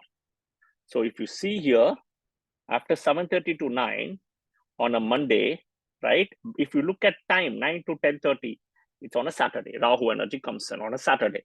Okay, all right. 3. Next, okay. Next, we will move again 4 clockwise. 1, 2, 3, 4. It's Venus, okay. So basically after Saturn, it's Venus. So if you look at it, who is the 4th part? It comes on a Friday, Venus. You can see it here. Okay, Rahu Kal. Okay. Next is, we'll move 4. 1, 2, 3, 4. Mercury, right? The 5th part. So if you see the 5th part, which is here, which is exactly after Venus, here is 10:30 to 12, 12 to 1:30. Now we'll move 1, 2, 3, 4. Jupiter, 6th. So the 6th part, Jupiter. We'll move 1, 2, 3, 4. Mars, 7th part. Okay, 7th part, you have Mars, Rahu energy here. 1, 2, 3, 4. The last part is Sun, 8th part. You see is Sun, the last one to finish. So this is how the calculation of Rahu comes up. Okay, for Rahu Kal.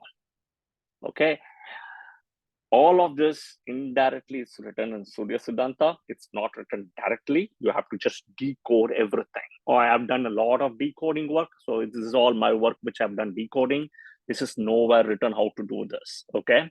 But I am only teaching because my guru has blessed me with this. So that's how I'm sharing this. All right. Okay. Next, we'll come to the Tamil months. This is also very important, right? Again, we look at it, right? As we look at all the months, right? Again, somewhere, right? If you look at it, we follow, right? The Western calendar, January, February, March, April, May, June, July, August, September, October, November, December. You go ask any child, what is an octopus? They will tell you octopus is nothing but 8. But October is the 10th month. You ask anybody, what does Septa means? Septa means 7. But Septa means 9th month here. You ask any child, what does Nav mean? Right? They will tell you it's 9. But this is the 11th month. You ask anybody, what is a decimal? What is a decade? They will tell you that's 10th. But this is the 12th month. So somewhere if you see, right, the Romans, right, the Gregorian people have adjusted the calendar according to their convenience with making a mistake here. But technically speaking, if this is 7, 8, 9, 10, January is 11th, February is 12th, March becomes first month of the year. If you look at it again here in this calendar, right, if you look at it somewhere, you will see the first month, certain month people follow Chaitra as the first month here, which is mid-March to mid-April, okay, in the Hindu calendar, But if you look at the way the Tamil calendar is, southern calendar, you have Chitrai, right, which happens mid-April to mid-May. Sun is entering Aries. You also have to know the sun's position triggers the start of the month. And when moon enters Libra, right, and Libra starts from Chitra, not Swati Nakshatra here, right? Swati only comes later. Chitra is a broken nakshatra. The minute moon enters Chitra, right, and there is a full moon happening at Chitra, right? So that's when you see the full moon. But this is how the breakdown of the months are. But again, this is Western, this is Zodiac. Once again, it's proven this is wrong. They have made a mistake again, right? They've changed it. They've all made a mistake. They adopted Vedic astrology, but they've changed it to their convenience. Okay. Okay. I just put in case for anything we wanted, but I'm just not going to discuss anything on this. I'm just going to change my AirPods 1 minute.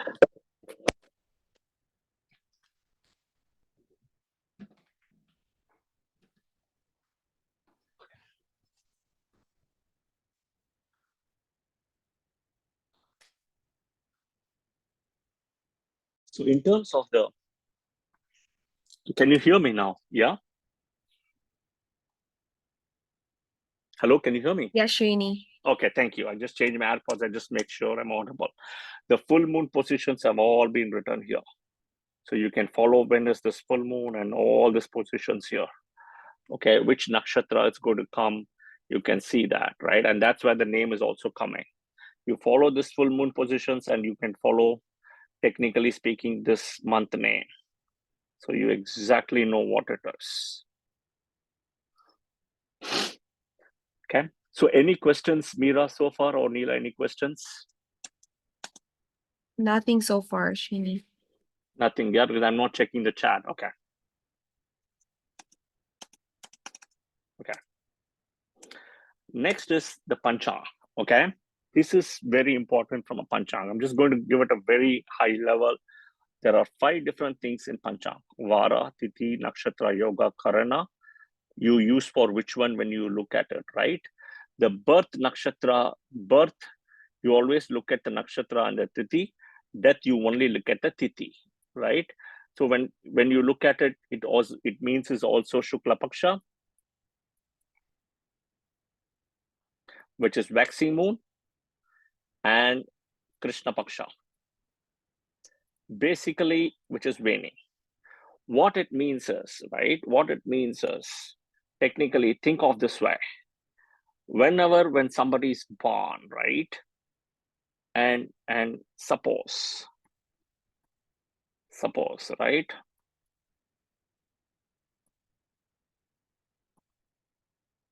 Sun is here, and let's say sun is here, okay? I don't want to put the lagna like this. I'll put sun is here, and I'll put moon in here, okay? And I'll put moon at Rohini Nakshatra, okay? So whenever, for this person, right, sun comes to Cancer, sun will come to Cancer, right? This is all Vedic again, right? Sun comes to Cancer when it is between July 14th to August 14th. And if you want to know, you can go and check this table out, right? Cancer, right? Sun position, Cancer. Okay, so you can see mid-July to mid-August, okay? July 14th to August 14th, every year, right? Sun comes to this position and moon comes to Rohini Nakshatra here, right?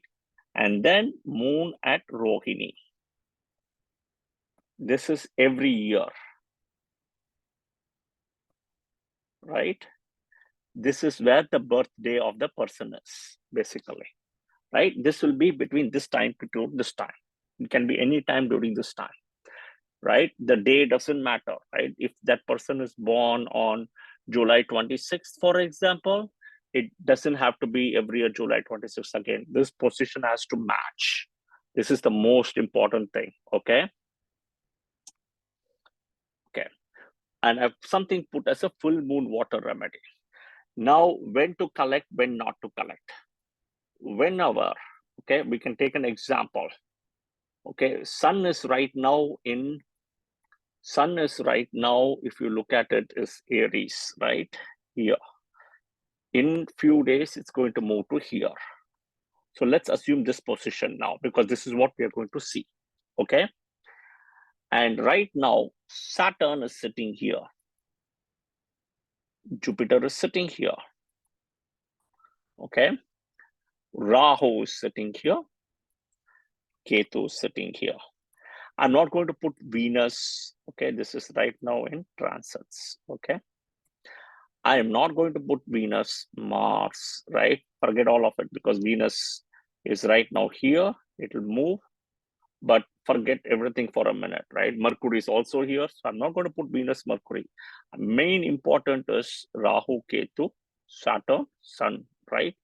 The minute moon comes here, out of this sign, right? Not this sign. You will see a circle. You will see a circle in the sky. You can collect water, okay? You can collect properly water, not in a plastic container, collect it in a steel container, right? Like a cooking vessel or something, stainless steel or one of those. And moon can also be here, right?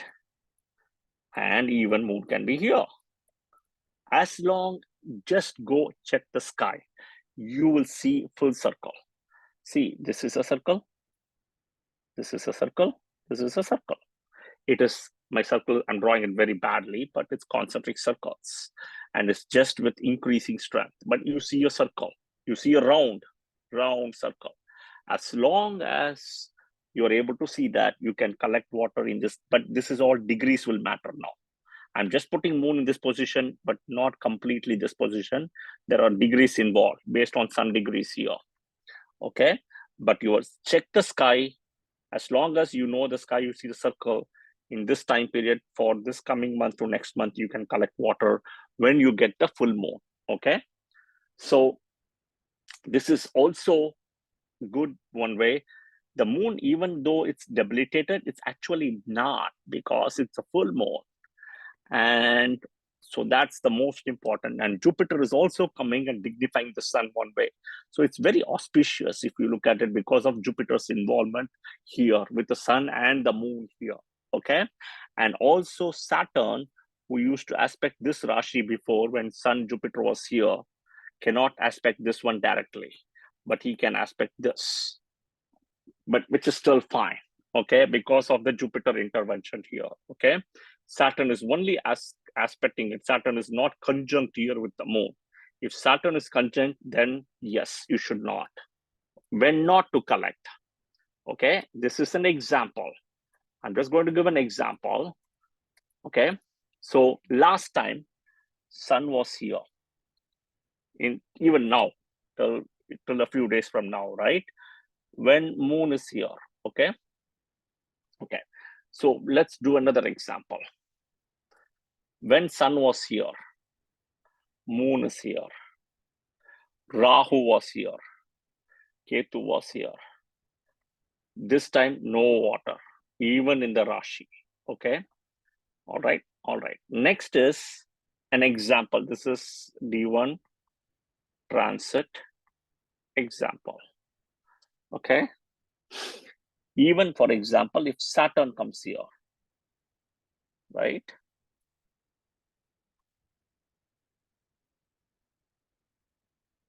With moon, then also don't collect water. It's conjunct, right? Right? Do not collect water. Okay. Now the question is, right? If Saturn and Sun comes here, that's still different. Moon is a filter. This is still okay to collect water. Okay. But the minute Saturn comes here, then no water. Saturn, Rahu, Ketu, right? That's very important. Okay. All right.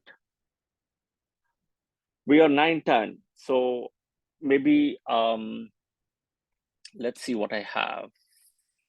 Okay, I've got lots to go. I'm not going to cover everything now. Okay, I'm going to stop here because this is going to be big. We are almost 2 hours today. So I'm going to stop, and people have, I think, older questions. So I'm happy to answer questions for people. And we'll continue this from next round, which will happen in the next 3 months. I will schedule part 2 of this to continue, but I'm not going to go on with this, okay, for today. So I'm going to take a pause. Any questions, any comments, please type in the chat, and Mira and Neela, I'm going to request them to read it out.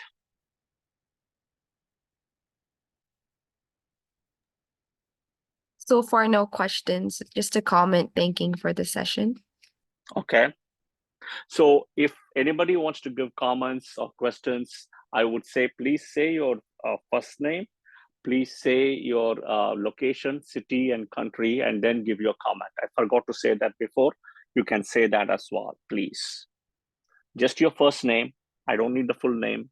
Your first name, your city, and your country, and say whatever you want. Okay? Thank you. This session will be uploaded on YouTube.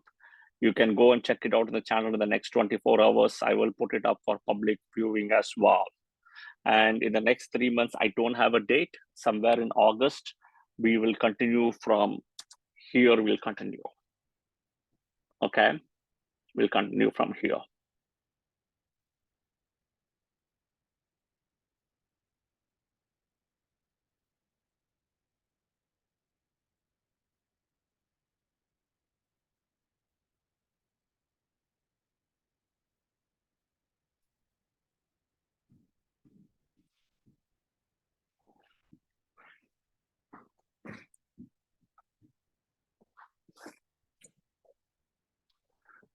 Okay, any more questions or any comments?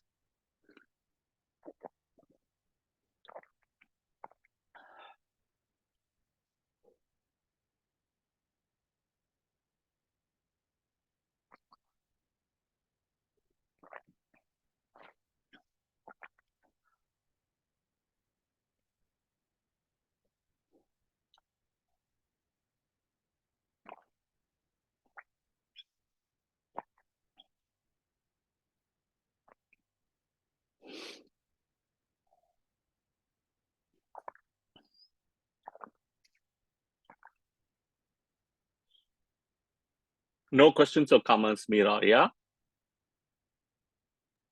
No question. One sec. Just a comment. Thank you so much, Srini. My name is Jackie from New York. This has been very informative. Oh, thank you, Jackie. I appreciate it.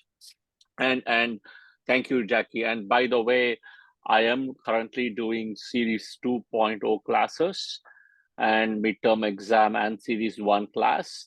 The next class I'm also planning to start somewhere in August will be for Series 1.0 class. So a lot of these things more into the depth and details will be taught in the class. If you're interested, you can email me. Yeah, but I will continue to do these kind of sessions for you, for all of you to come and teach people and share this. But end of the day, if you're interested, you can send me a note. Yeah, I've already had a few people asking me. I put them all in waiting list for August to start. But thank you again.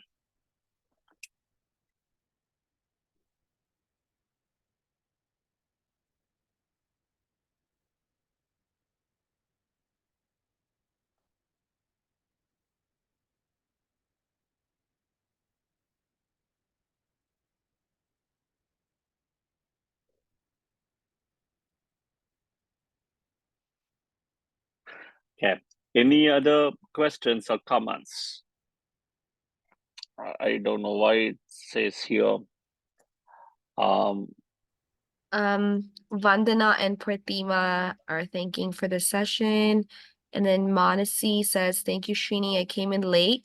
So hope to see the entire session on YouTube. Please send the link. So for the link, good point, right? For the link, the way I'm going to do is I will upload it in the next 24 hours. So in the channel, in my thing, you should be able to see based on my email in the YouTube channel, you should be able to see it live tomorrow and be open to public. So just wait for another 12 to 20 hours for it to be uploaded. Yeah. And in case if you're not getting it, right, you can send me an email, but just wait for 24 hours to be active in the YouTube. So just wait for that. Okay, and it'll be open for public viewing. So no password, nothing is required.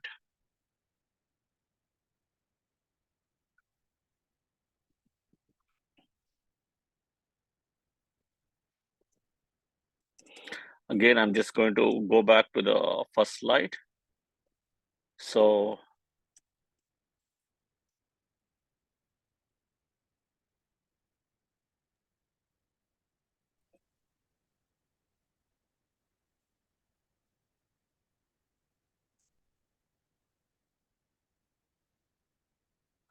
you can look at this and you should be able to see it in YouTube. Yeah.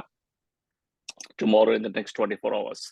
So the balance, what we'll continue is a little bit more. We'll all continue all of this more. I would say we touched Hora, we touched exaltation, but we're going to go deeper into this benefics and all this. We'll continue from next class or open session, which I will plan to do in the next 3 months, sometime in August as well, before August. So today we are May, right? Okay, May, June, July, August. In the next 90 days, we'll continue how to take this forward as the second part of the session. Yeah.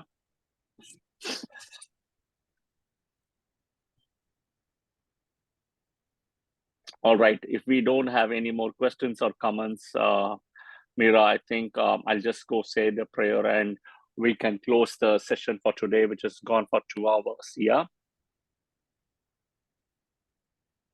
And I'm just going to say a prayer and we will call it for today. And we'll continue soon with more of this. Okay. And again, once I upload the video, please share your feedback, comments as well, even in the video links as well, so that I will review it and I will tailor made accordingly the second session, which I will do it in the next 3 months. So any feedback, comments definitely will be helpful. Yeah. And again, the idea here is for people to learn a lot about Vedic astrology, basic things, Hinduism, right? All those things so that you can pass it out.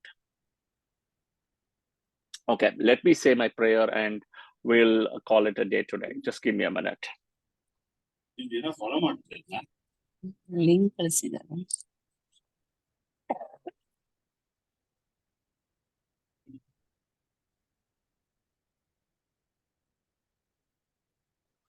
All right. Thank you, Meera, and thank you, Neela, for your help on moderating as well. Yeah, thank you. I'm going to stop sharing and I'm going to end the session for today. Thank you for joining and we'll see you guys soon. Yeah, thank you.